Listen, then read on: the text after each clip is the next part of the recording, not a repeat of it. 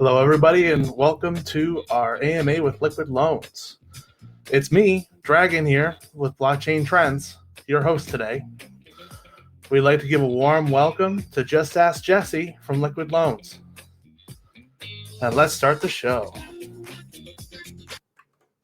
Hello, Jesse, and welcome to Blockchain Trends. How are you today? Good. Thanks for having me on here.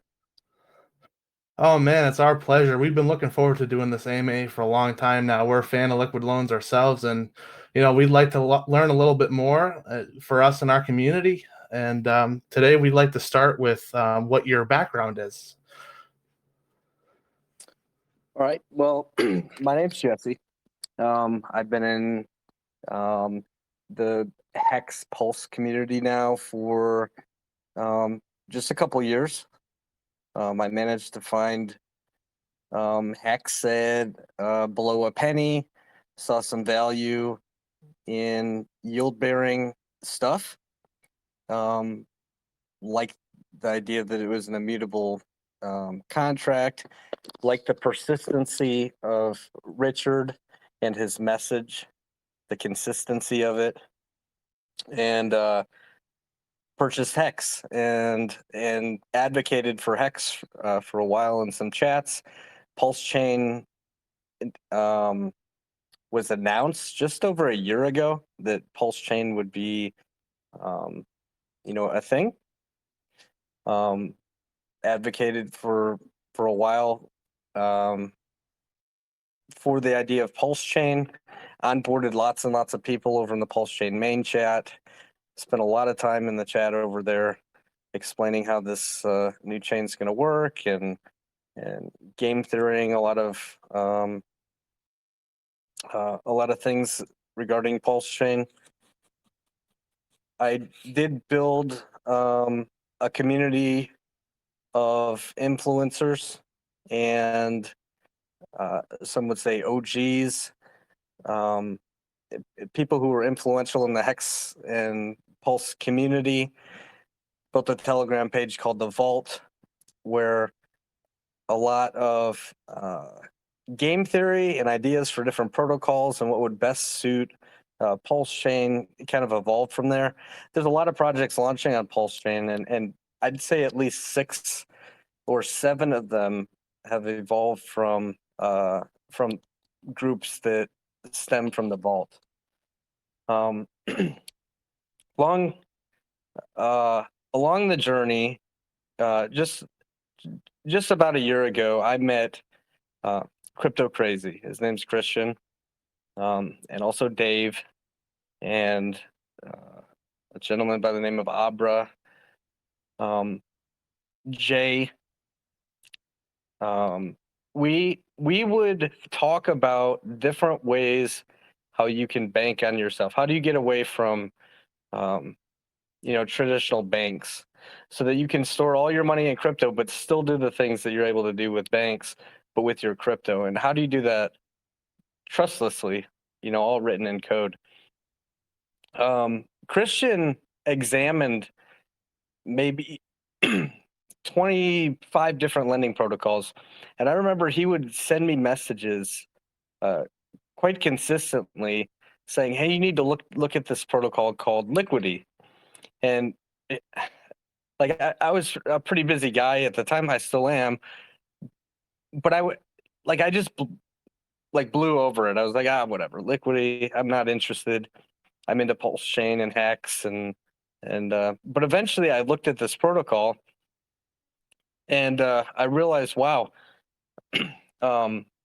this Liquidity protocol has figured out the key to make a stablecoin factory completely immutable in code with no admin keys, and they're doing it right over on Ethereum chain, but they do have some challenges over there with gas fees, with competition with other protocols, with the timing of their launch, with how they launched with venture capitalists, which really hurt them.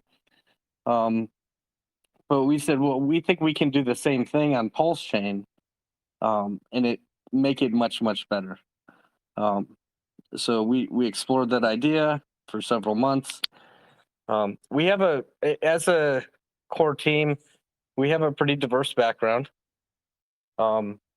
Myself, I'm a retired Green Beret. Oh, really? Wow. Well, thank you for your service. Well, thank you. That's awesome. I'm also a pilot now, and I've had the privilege of getting into crypto and being able to, retire from crypto and just kind of do my own thing for the past couple of years. So you'd say, well, you're not a developer, you're not a coder. Well, you're right, I'm not. But one thing I have learned in my life is how to build a community of followers. There are skills that I took from the military, and I've used that to try and build a community in crypto. Yeah, man, that's amazing. I mean, just starting from Hex and kind of building your way up, building communities, starting from ground zero. It's always heartwarming to hear those stories about, how people get into crypto and, what really turned them on to the space. And, especially since hearing you're a veteran and just retiring and then being a pilot and then going to crypto and creating a community, not having like any dev experience or any coding experience. I mean, I'm in the same boat. Me and Rig both don't have any coding experience, but we love the space. We love crypto. And we've learned how to build communities just talking to people. I mean, Telegram and Discord and, the Hex communities are great ways to build your network. And PulseChain is a great blockchain to launch on because, as you said, those Ethereum fees are quite expensive. Yeah, So we're all exactly. bullish on Pulse. Yep. We're all bullish on Pulse. I mean, I can't speak for everybody in the community, but most people who follow our channel are bullish on Pulse and Hex. What sucks is I actually missed the boat on Hex, so I had to buy in late on Hex, and so I'm not a veteran in Hex like you are. So Well, you can't say that's great to hear. necessarily say you missed the boat, right? You got to imagine, like, what about all the people who said they missed the boat in Bitcoin? When Bitcoin was $100 or $1,000. These things, good things in crypto, tend to go through volatility, but generally just go up and up over time.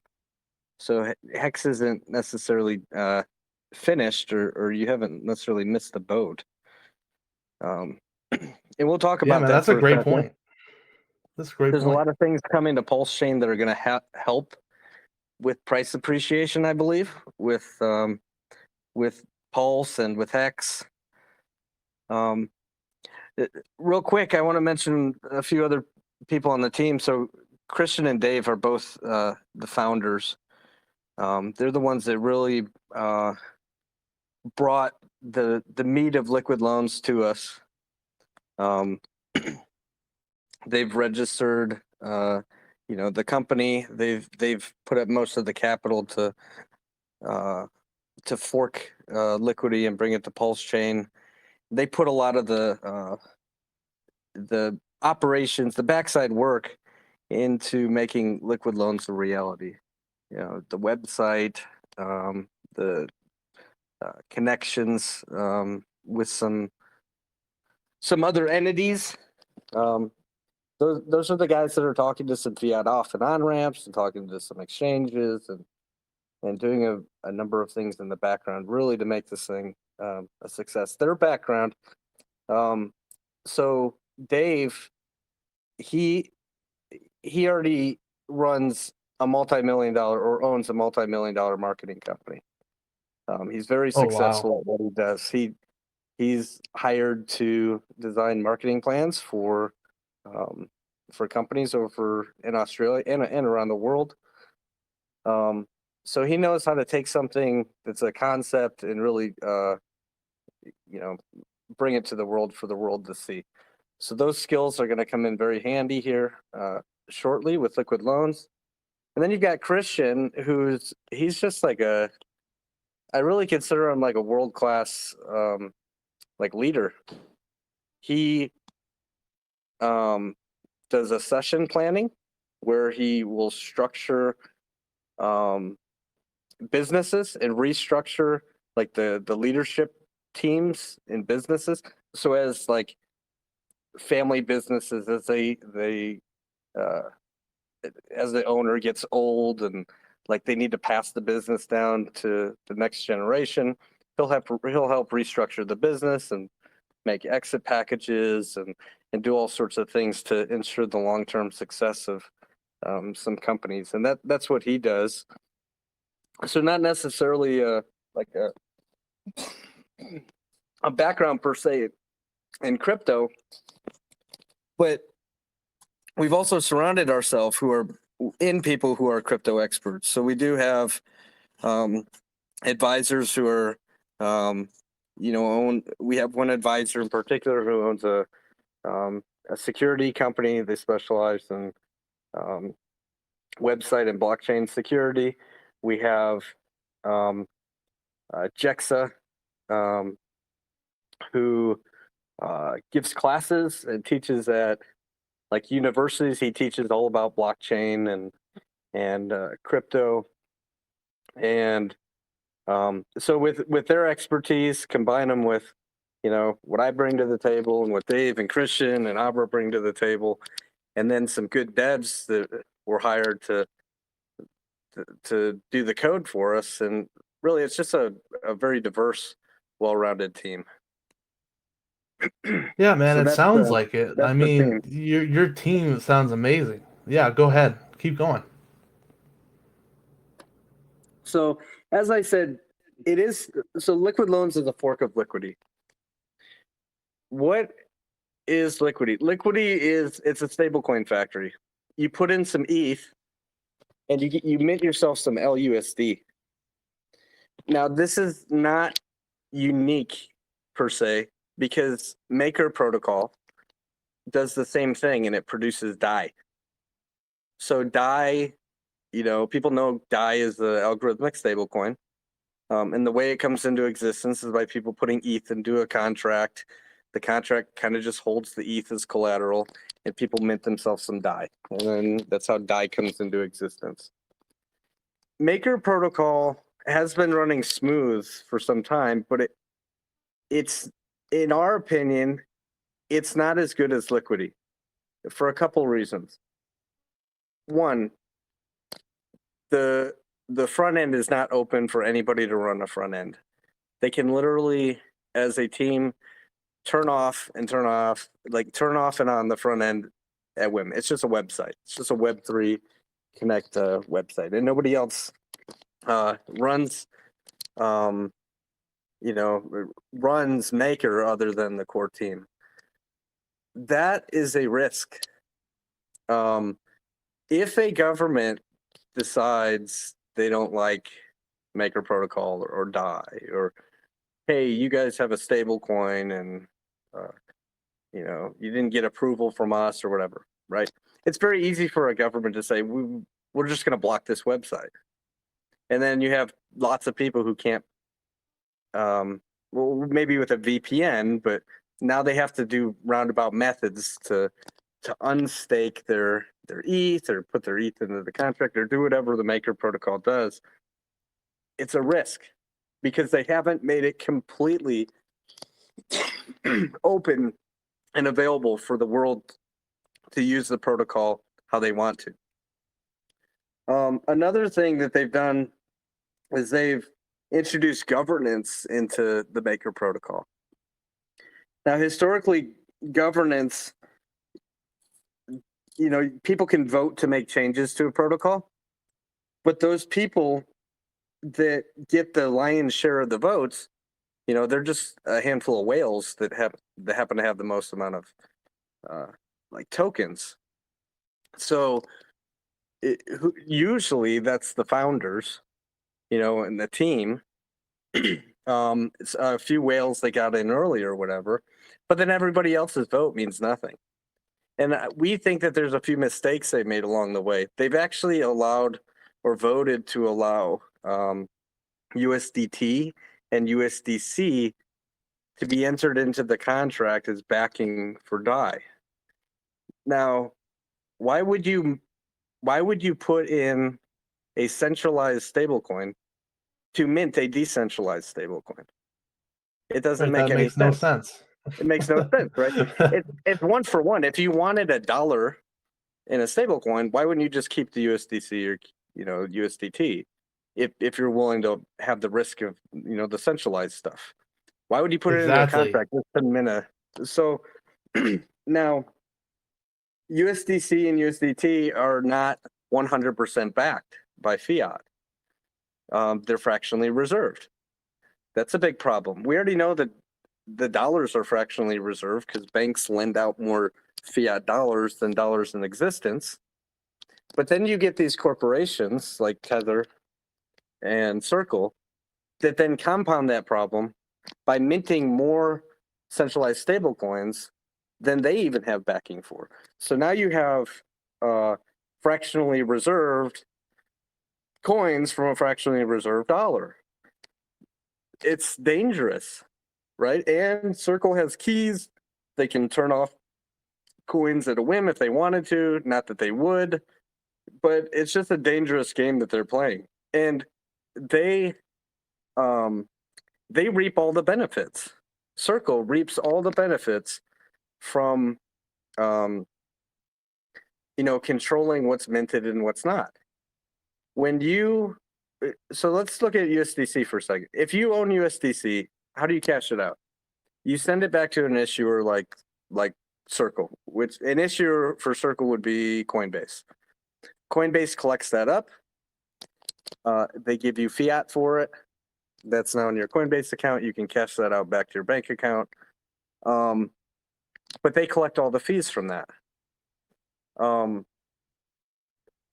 There's arbitrage events that happen that they also take advantage of, and the public doesn't benefit from arbitrage opportunities.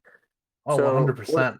What do I mean by that? All coins are subject to slippage, price fluctuations. You'll see when ETH is really volatile, when ETH dips, 10 to 15% in a day, which happens a couple times a year, you'll actually see these stable coins, they'll also dip. You'll see a stable coin go from $1 down to 85 cents, or in some cases even as low as 75 cents. The question becomes, how fast can it recover? And what you'll notice is these centralized stable coins, they don't recover very fast because they don't allow people to scoop up cheap stable coins and then redeem them back to Coinbase, for example, because they'll just sit on your transaction for hours until the markets recover. Meanwhile, they're in the background and they are taking advantage of the arbitrage opportunities, and they're actually further fractionally reserving themselves, during the process. But they're just taking advantage, but they're not allowing the community to recover the value of that stable coin quickly. Why do stable coins dip in price? Well, it's simple. Like every liquidity pool, it's just a coin paired to another coin, and the value across the two pools carries across. So if you had a liquidity pool of a ETH, and there was $1 million worth of Ethereum in this pool, and then you had 1 million USDC on the other side of the pool, that would be a pretty well balanced, really no arbitrage opportunity at that point. It is what it is. It's a pool that's got 1 million USDC on one side and $1 million worth of ETH on the other. Now, if the broader markets dump ETH and ETH dumps 10%, and the ETH in that liquidity pool goes down to $900,000 worth of value, the USDC in that pool, even though there's 1 million of them in the pool, will only be worth $900,000 because it's only worth what's on the other side of the pool. That's all you're ever able to. That's all you're ever able to swap for or trade for. So the value carries across. So you have to balance that back out. So essentially, people what you want to see is people buy USDC. They empty some of the USDC out of that pool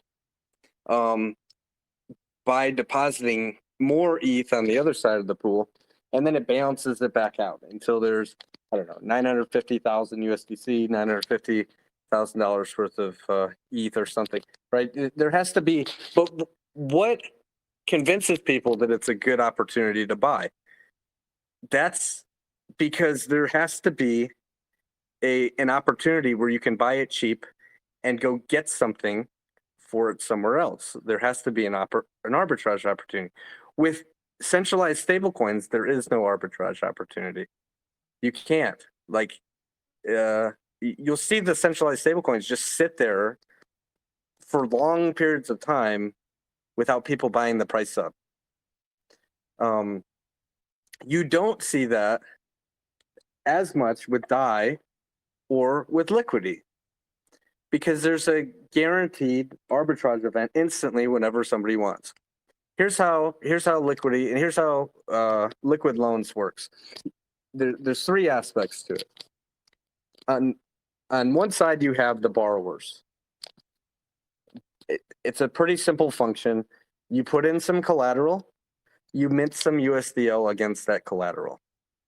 You can set your collateral health at whatever level makes you feel comfortable, as long as there's at least 110% of the value of what you mint. 110% of the value of what you mint in USDL, if that's all you put in the value of Pulse, that would be a pretty risky position, because there's a liquidation event that could happen. You could lose your Pulse, bearing in mind you already got USDL up front, so you could consider it like a stop loss if that happened. But you have to have at least 110% in. Recommended that you have a lot more, 500%, 1,000%, whatever makes you feel comfortable. So as an example, I can put in $100,000 worth of Pulse and say, you know what, I'm just going to put $100,000 worth of Pulse into my vault. And today I just need a, $30,000 loan. Mint myself $30,000 and go do whatever I want with that 30,000 USDL. I just avoided capital gains tax because it's a loan. I didn't have to sell. I still have my original coins in there. I can withdraw any of my excess value in Pulse that's in there. So there's a difference in there, right? I only minted 30 grand worth of USDL, and I have an overage in there of 70 grand. So all the excess I can take out if I wanted to, or I can add to it. I can mint additional stable coins against that value I have in there, or I can pay back stable coins. I can do whatever I want as long as that vault has at least 110% of the value of what I've minted. Well, Okay, and that's low, isn't it? That's low for these types of tokens, right? It's usually like 150 to 170 collateralization. So how did you guys get it so low? Well, it's because it's using the native coin of the chain. Some of these other protocols, what they do is they make you buy their own coin and use that as collateral. But it's very, very volatile because there's only a couple liquidity pools. So you do have it, and usually the liquidity is fairly low. So the risk or the danger of somebody coming in and wicking the price and just wrecking everybody is so high because the collateralized coin is, just a random ERC20, that they have to say, hey, your collateral level has to be 150% or 200%, or in some cases, 600% with some protocols. Wow. So that's ridiculous. Now imagine Absolutely. having 600% collateral level. Actually, more than that, because the liquidation point is at 600%. And if the value of your collateral fell to within 6x of what you've minted, you're going to lose your money. You just lost 6x of what you've minted. You lost all your money. With liquid loans, it's different because you have all your money up front. Your if there was a liquidation, it's 10% over the value of what you've already minted. So that 100 grand that I put in the vault in the scenario I gave you, that's going to fluctuate in value. Pulse is going to go up, it's going to go down, it's going to do whatever it does. I'm good. I will always have those Pulse. I've minted $30,000 worth of USDL, and I would never lose my Pulse unless my 100 grand worth of Pulse went to 90, 80, 70, 60, 50, made its way all the way down to $33,000 worth of Pulse. At that point, my Pulse would be liquidated and I would lose it because I already got my 30 grand worth of USDL up front. The only thing the contract cares about is retaining the value of what you've minted. Like you can't get anything for free.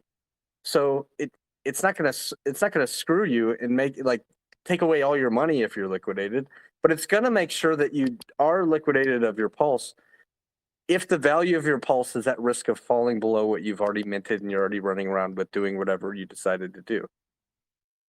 So you can always top up your collateral. You can withdraw excess collateral. You can pay back some loan.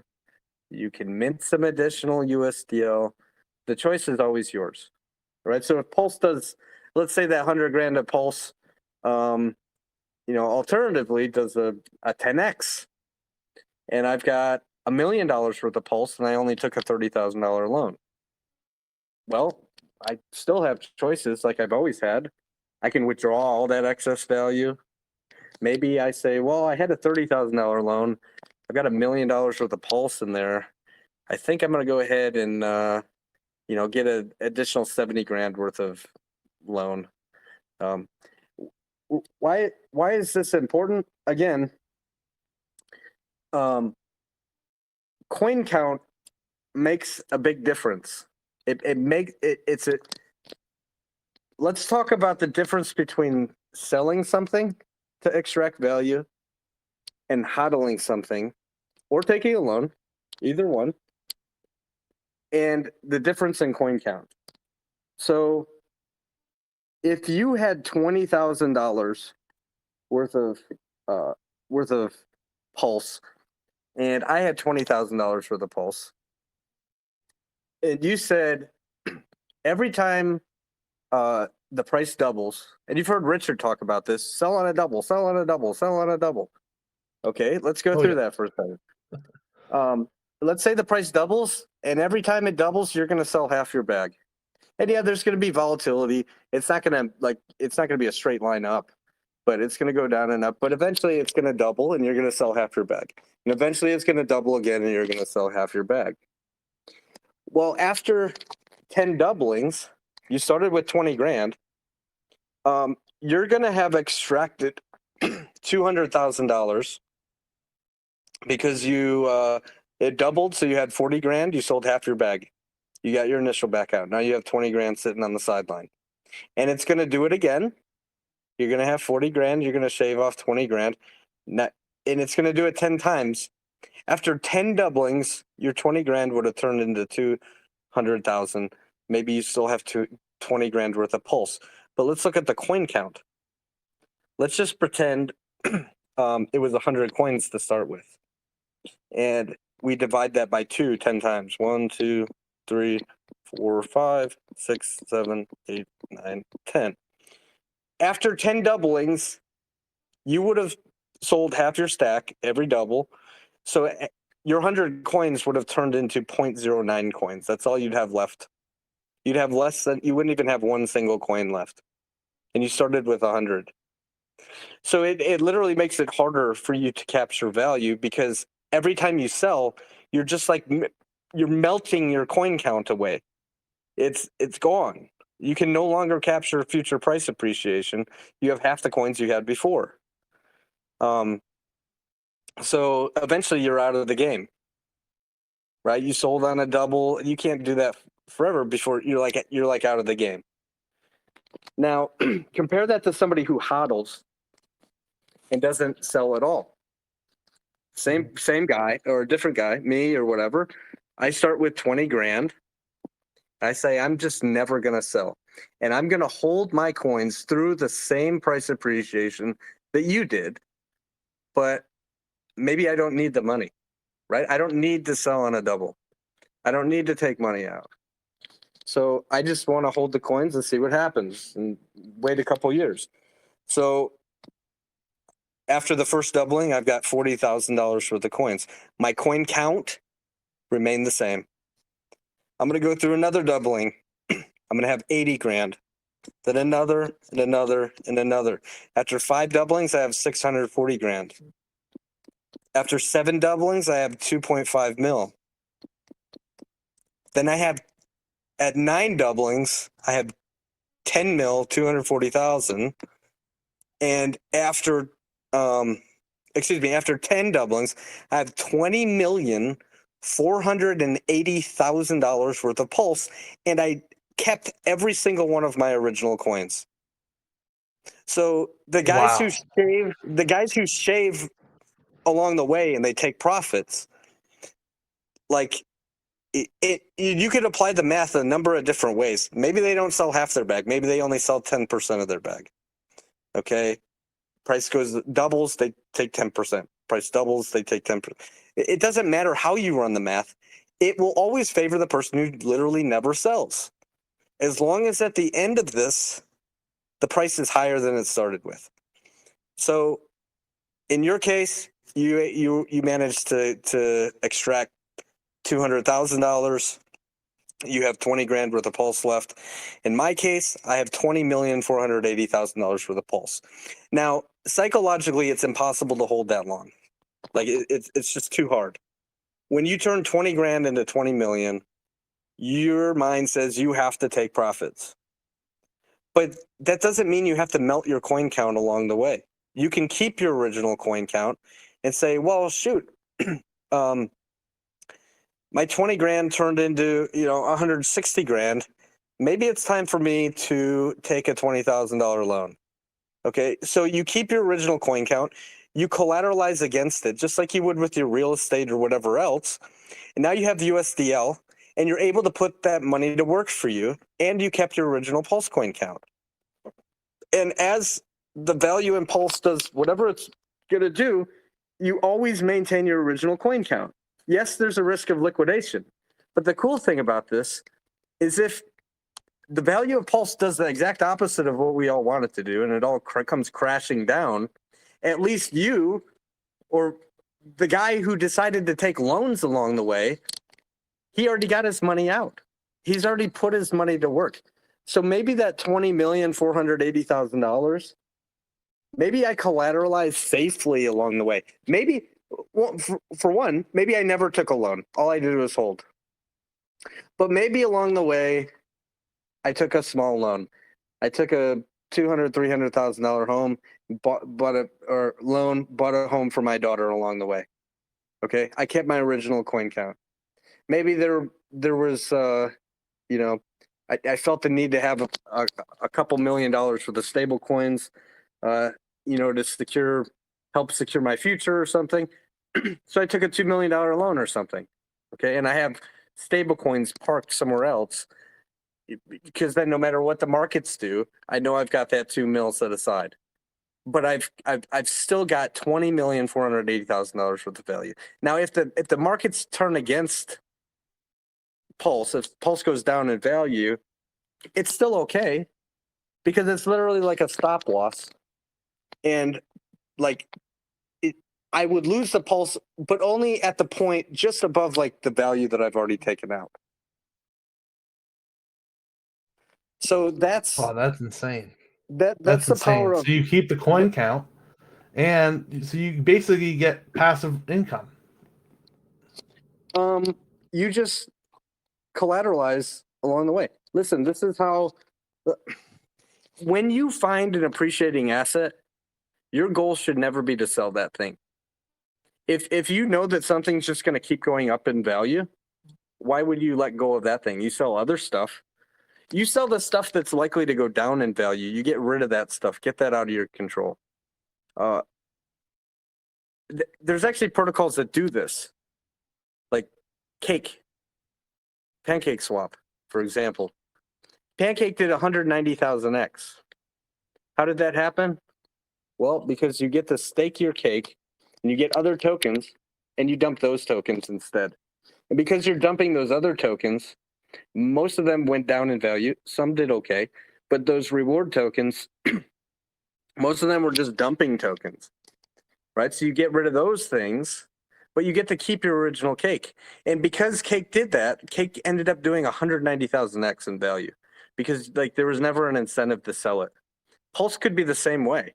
Like nobody ever has to sell their Pulse. Like the only thing that makes price go down on something is selling into these liquidity pools, which moves the price, which makes the price go down.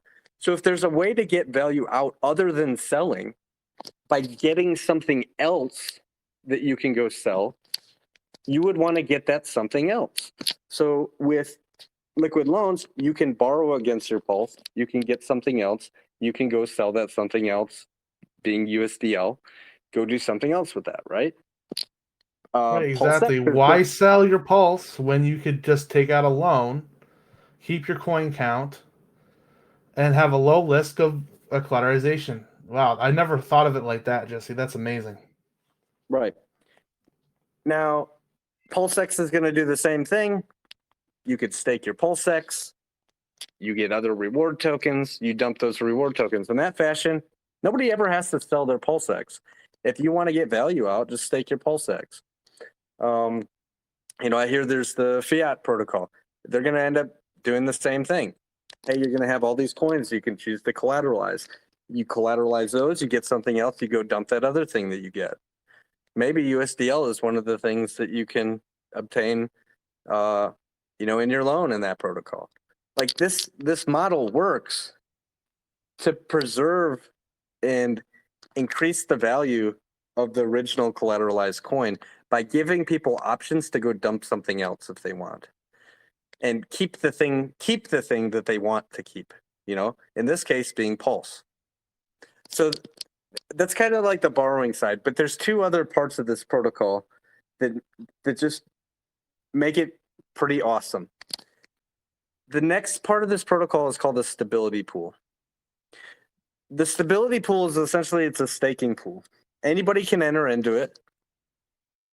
If you have USDL and you have it liquid, you can choose to stake it into a pool, which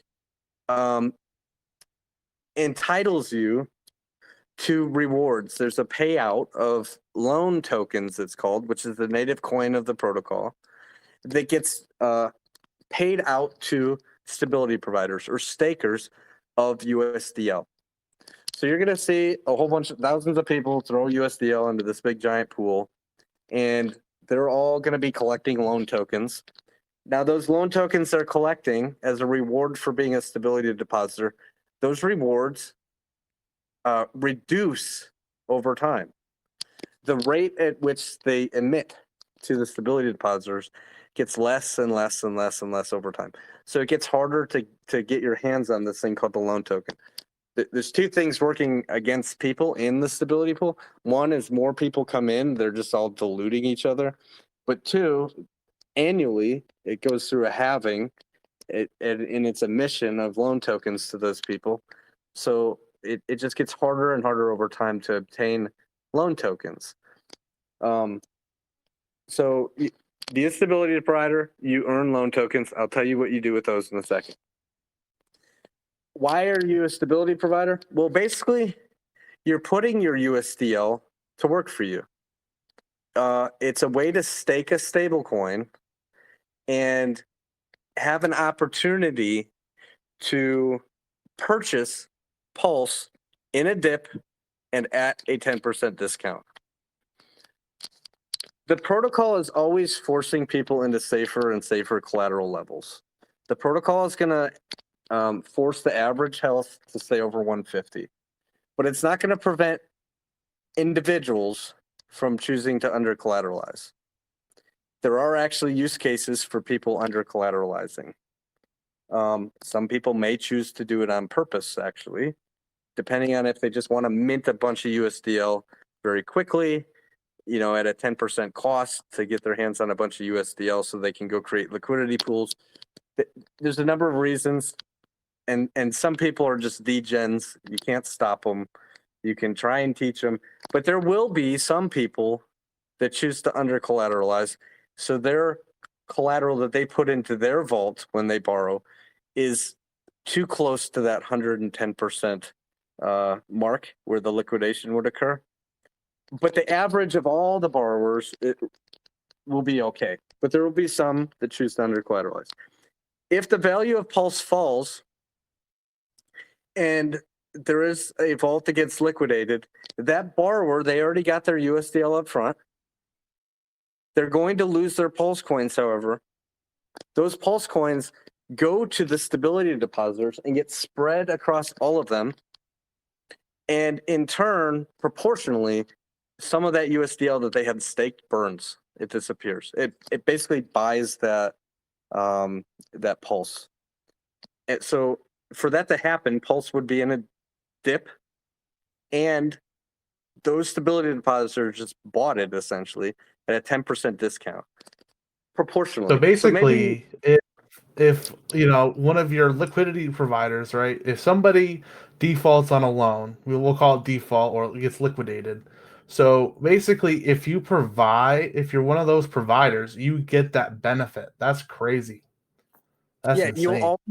At that moment in time, you just managed to pick up Pulse 10% cheaper than anywhere else you could find it. Now it's proportional.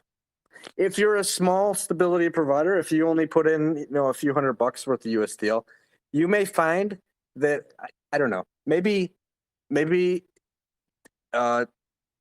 cents worth of your USDL burned, and you just picked up 10 cents worth of Pulse. Okay, so you'll see like your claimable balance of Pulse went up. Your claimable or withdrawable amount of USDL just went down a little bit, but you just managed to go up in value, as a stability depositor at that moment in time. Now, Pulse could keep going down in value.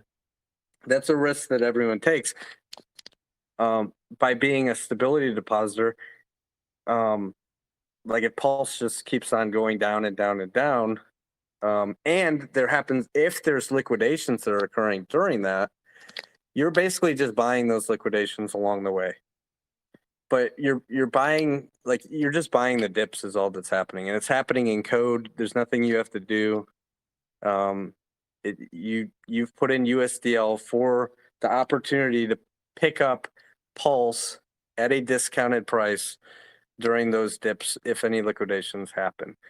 Simultaneous, though, remember you're earning loan tokens for doing that. Now, the borrowers, it's the same function. If a borrower was to pay back a loan, actually the same thing is happening. They just bring USDL back. Their USDL burns because remember, they minted it into existence. So if somebody pays back a loan, the opposite happens. They bring USDL back, they pay back a portion or all of their loan. That USDL burns and it releases the equivalent value of Pulse. All the excess value in Pulse they had in their vault, that was always theirs to withdraw. So the same thing's happening as the stability depositors, that they pick up a liquidation. Some of their USDL burns, and they're just picking up the Pulse. That loan is closed out for that liquidated vault. And that guy with the liquidation event, he might have like a taxable event or something, but he no longer has, like, his loan's done. He got his USDL up front. He just had a stop loss. He may be happy. Maybe he's mad. All right, but he had a lot of time to take action. He's the one that chose to under collateralize for whatever reason. And then the stability depositors as a community just picked up that Pulse. Yeah, absolutely. It couldn't work if it didn't go that way. Under collateralized people get liquidated. Right. Seems very simple to me, and it's very clear on your website and branding. Right. You have to have all the USDL fully backed. Right. So like there's always going to be Pulse that backs the USDL. There's never going to be a point in time where there's more value in USDL than there is like in the vaults. That's just not It's just not possible. So no fractionally reserved USDL. Can't happen. Now, I mentioned the loan tokens. That's a reward for being a stability depositor. You may see that that's a reward also for being a liquidity provider of USDL. If you choose to go pair USDL to other things, perhaps you'll also get paid out in some loan tokens. What do you do with those? Well, you stake those. There's another staking pool. You stake loan tokens, and now you collect the fees from the protocol. Wow. Liquid So you get loans money on is- your money. Liquid Money loans on your is money. zero. That's crazy. Yeah, liquid loans is zero interest. When you take a loan, there's no monthly payment. There's no time that you have to repay. It's literally zero interest, but there is a one-time borrowing fee. The fee's normally 0.5%. Algorithmically, depending on the number of redemptions, which kind of equates to the health of the system, that fee could ratchet up at times to as high as 5% to dissuade new borrowing. And there are actually times where the fee is 0%. If the protocol needs new borrowers to come in, but typically it's going to be around 0.5%, which is very low, right? You get to keep your original coins. You mint some USDL. You had to pay 0.5% fee to be able to do that, and now you can take your USDL and you can go buy Hex with it, or you can go stake your USDL. You're earning money, and you get to keep your original money. Okay, so there's a 0.5% borrowing fee that comes with that. That fee goes to the stakers of the loan token. They're the only ones that collect it. I mean, that makes sense to me. I know exchanges that have rates higher than that. So that's very reasonable to me. Right. Now, so that's pretty straightforward. Somebody takes a loan, there's a fee. That fee gets shaved off of the USDL that they mint, goes straight to the stakers of the loan token. Stakers of the loan token are primarily going to be collecting up USDL. So if you stake your loan token, every time somebody takes a loan, your claimable balance of USDL will go up a little bit, and then a little bit more the next loan that's taken, and it's just your USDL is always going to go up. At any point, you can go in and hit the claim button, and then those become liquid in your wallet. You can go do whatever you want with those. You can compound those back into the stability pool. You can go buy more Pulse with it. You can go buy Hex, daily with it, and go create a daily Hex stake with your USDL you're collecting, whatever you want to do. There's also a redemption function inside of this protocol. There's a guaranteed arbitrage event that anybody can run. And this is the reason why the stablecoin stays so stable, because of like how easy and how quick this event is. If, let's say, Pulse goes through a big market dip and USDL's paired to it, so USDL goes from $1, now it's trading at 95 cents or something. Anybody can go purchase USDL from those pools, bring it straight back into the protocol, click a redeem button, and redeem their USDL for $1 worth of Pulse. Regardless what they paid for the USDL, 95 cents or whatever, they will always be guaranteed $1 worth of Pulse from the protocol. The way that works is, remember how every USDL that's ever minted is fully backed because it's backed by the Pulse in the vaults. So in the case of a redemption, if somebody wanted to redeem some USDL, now it's cheaper to just go swap your USDL unless this arbitrage opportunity exists. Unless USDL is trading at a discount, it's cheaper just to go to PulseX and swap your USDL. But if the markets have all dumped a bit, USDL is trading at a discount, people will buy up the USDL, click the redeem button. What the protocol does is it reaches into the lowest collateralized vault, the guy who's about to be liquidated, or he's right there at the 110% level. It removes the Pulse from his vault, closes out that amount of loan, and it burns the USDL that you had when you clicked the redeem button. So this function actually raises the collateral health of that guy, of the lowest collateralized vault. If he was at 110 and you redeemed against a portion of it, now that guy's sitting at 112 or 113% collateral level. Now the average health of the entire ecosystem just went up a little bit. The redemption does a couple things. It brings the peg or the value of USDL back to $1 worth very quickly in the liquidity pools, and it raises the collateral health of the protocol itself by essentially closing out, or at least partially closing out, the lowest collateralized vaults. And that's where it obtains its pulse from, to give to those that are redeeming, against pulse. There is a fee to do a redemption. It's very easy to do a redemption. You just click the button. You say, okay, I've got this much USDL. You're going to get that much pulse, that much dollars value worth of pulse. Again, you're benefiting because you're buying it in a discount. It could be a double discount, right? Because maybe you went off to a liquidity pool and you bought USDL at 95 cents, right? So you got it at a 5% discount. And maybe you bought it with some other random token or maybe a different stablecoin or whatever. You brought that USDL back into the protocol. You clicked redeem, and essentially you just bought from the lowest collateralized vault. You just bought some pulse out of the lowest collateralized vault. Pulse was at a discount at that moment in time. So you got a discount on your USDL, and then you bought pulse at a discount as well. You just made out. You just made, an instant 5%. Plus you had bought a discount, so the hope is pulse would just keep going up in value. So you're going to make out as a redeemer. Exactly, and anyone who knows Richard Hart knows that that pulse is just gonna go right into the left, right?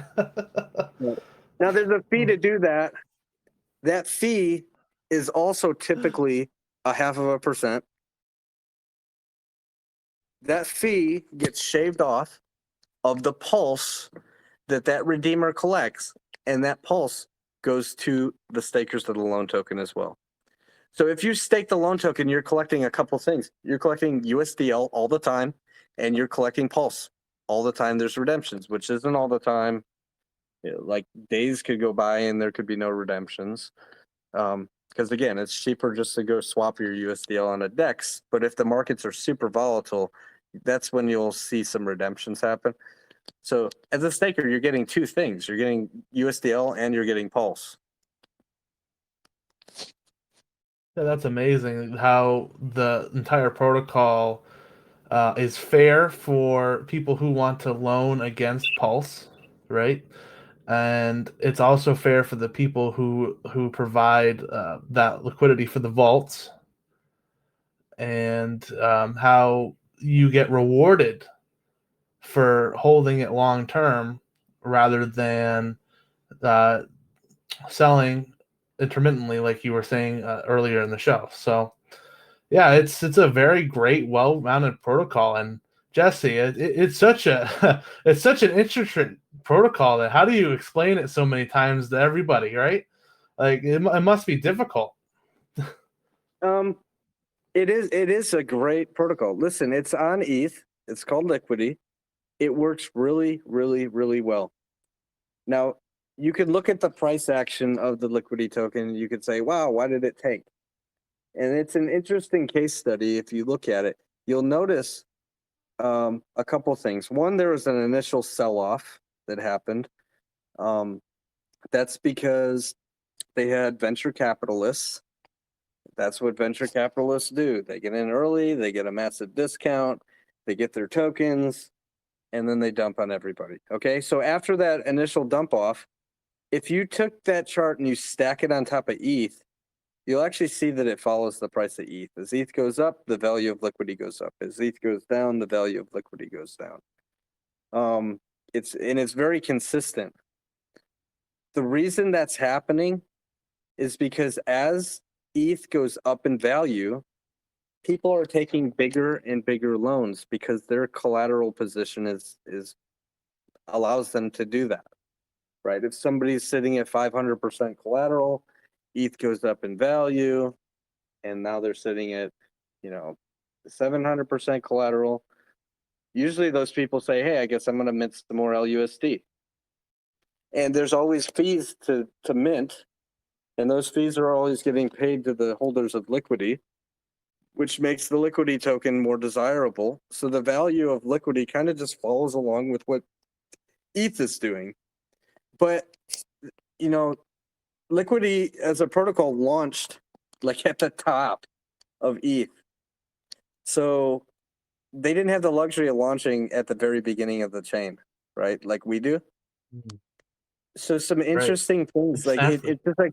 it's just a completely different dynamic where we should see as Pulse goes up in value, hopefully tens or hundreds of X, you'll also see the quantity of stable coins that flood into the markets also go up proportionally to the value of Pulse.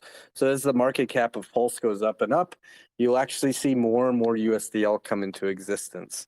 And they're kind of helping each other too, because the protocol is convincing people not to sell their Pulse, like never sell it, collateralize against it instead, mint USDL, right? So they're just like, they're working together. As the value of Pulse goes up, the stablecoin factory is just minting more and more and more USDL into existence. As the value of Pulse goes down, people are paying back their loans, or maybe there's some liquidation events from the lowest collateralized vaults, which actually burns some USDL out of existence. So when Pulse goes down in value, you'll see the total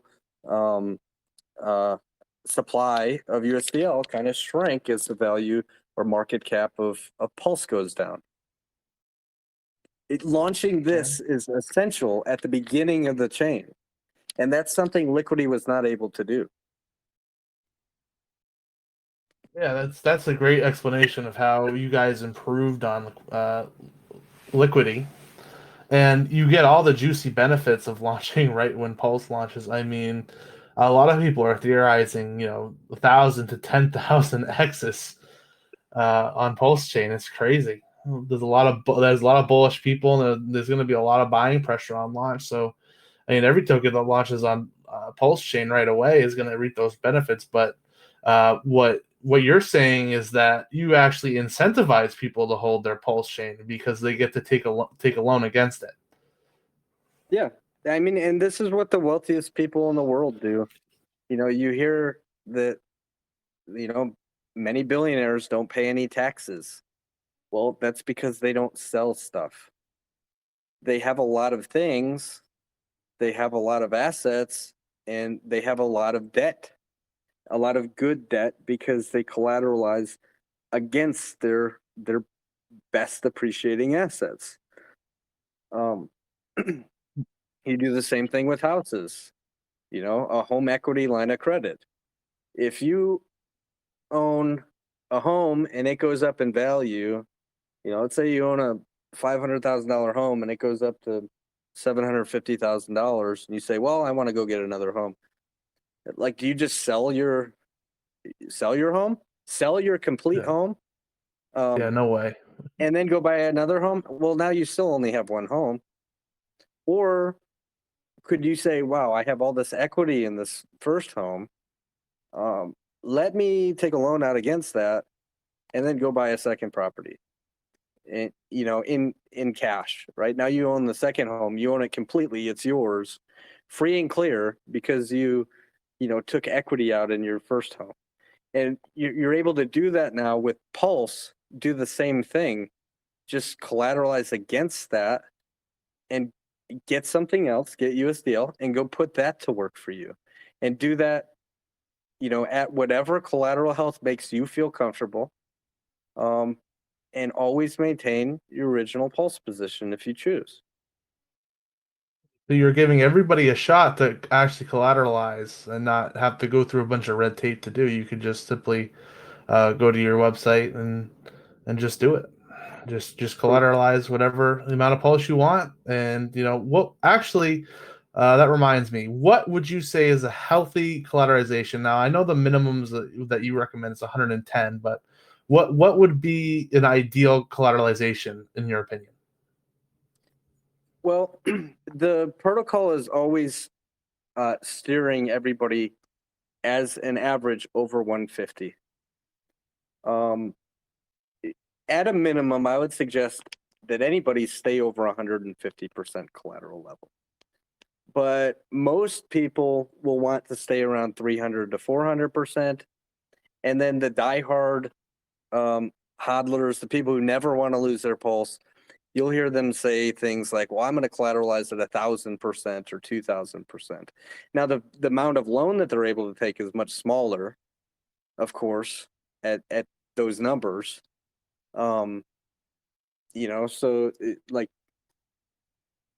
you will hear a lot of people say 1,000%, 1,000%, 1,000%, which is kind of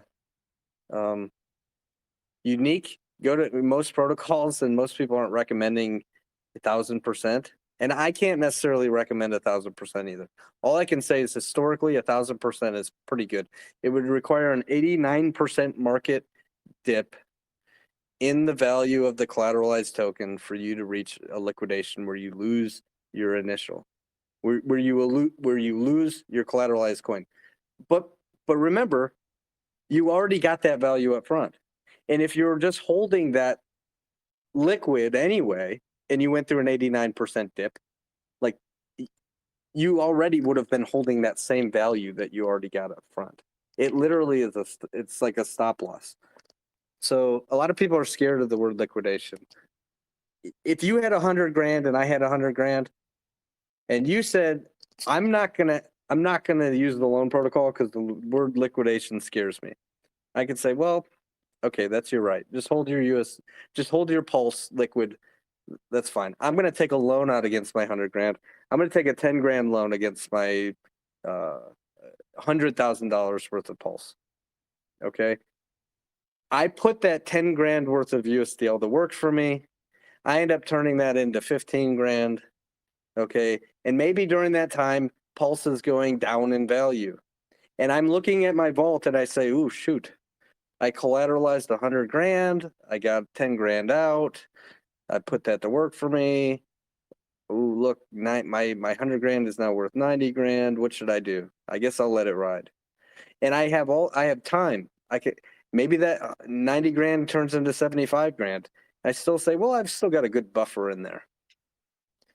I've got 65 grand worth of buffer in there. I'm good for now. Maybe the value of Pulse keeps going down and keeps going down and keeps going down. And maybe once it gets down to 30 grand, I say, you know what? I don't like the way this feels. Let me go ahead and top up my collateral. So I simply take my USDL that I already put to work for me. I go buy some Pulse Pulse, and I add it to my collateral position. Or maybe instead I say, you know what? I want to close my loan position. So let me take 10 grand worth of my USDL. I've already turned it into 15 grand. So let me take my loaned amount, 10 grand. Let me just go repay that. And I'd bring that back into the protocol, pay back the 10 grand.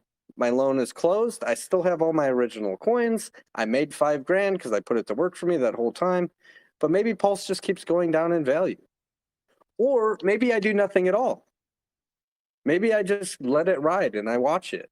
And my 100 grand worth of Pulse turns into 20 grand worth of Pulse and 15. And I say, you know what? I may get liquidated soon. And I call you and say, hey, remember you said you weren't going to use that loan protocol? And you say, yep, I'm holding it. And I ask you, well, how much do you have? And you say, well, the value of Pulse went down, so I've got, just over 10 grand worth of Pulse. I say, hey, me too. But my thing's about to get liquidated, but at least I got my USDL up front and it's sitting over in this stability pool and it's making me more. Right? Like literally, if I was holding liquid, I would have the same value as you, but more because I put it to work for me that whole time. Right, exactly, and it's certainly better than these predatory loans, or even a loan for college, right? where you pay a variable rate of interest back. Now here, you know exactly what you have to pay back. There's no interest, and I'd say there's low risk of liquidation as long as you're responsible with your collateral. Correct. You want to, if your intention is to keep your pulse, you want to over collateralize, so that you can sustain any market volatility. Right. Well, yeah, that was awesome, Jesse. I think we're just out of time. You actually ran through my entire question sheet, and I only had to ask you a couple questions. So that was very great, very informative AMA. Makes me more bullish on liquid loans. There's a lot more utility that you just explained to me than what I initially thought just reading through your white paper and looking through some of the stuff on your community Telegram and your website. So I just want to extend my thanks from Rig Service and I for having you on Blockchain Trends today. And thank you for the community of both Liquid Loans and Blockchain Trends for attending this AMA today. And thank you guys. We will see you next time. Thank you.